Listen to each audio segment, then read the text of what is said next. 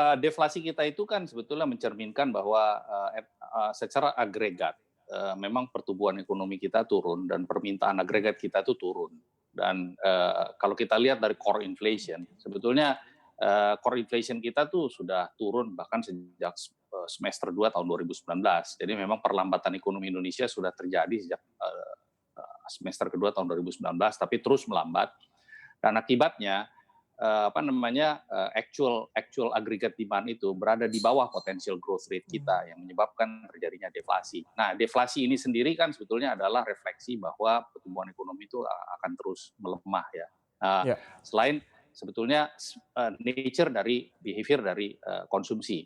Yang saya lihat sebetulnya behavior dari konsumsi ini bukan hanya turun tapi berubah.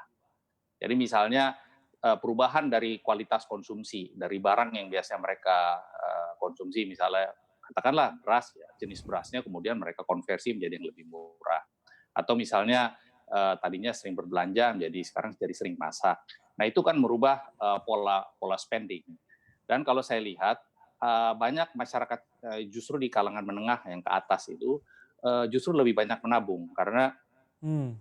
recession economics itu kan agak unik. Jadi mereka tidak persis tahu di mana akhir dari situasi ini. Jadi bersedia menyediakan payung lebih besar. Jadi mereka menabung lebih banyak dan itu kelihatan dari pola savings di perbankan.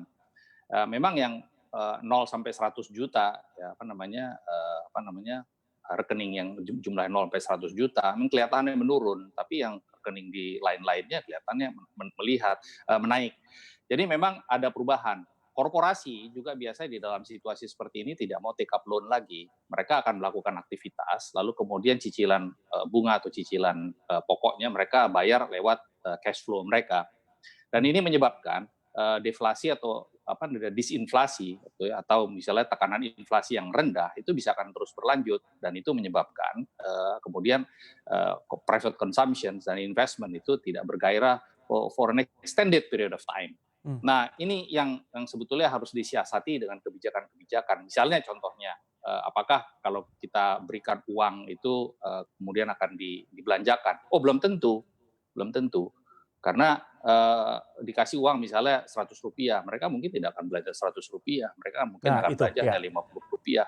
Dan banyak sekali masyarakat yang berpendapatan di kelompok menengah ke bawah saya lihat, bahkan dengan uang yang jumlahnya sama, mereka bahkan sekarang bisa nabung sedikit karena mereka sudah melakukan rationing ya di Ya. dalam spending mereka. Jadi bantuan langsung misalnya jumlahnya 600.000, belum tentu akan dihabiskan oleh mereka, belum tentu akan dipakai.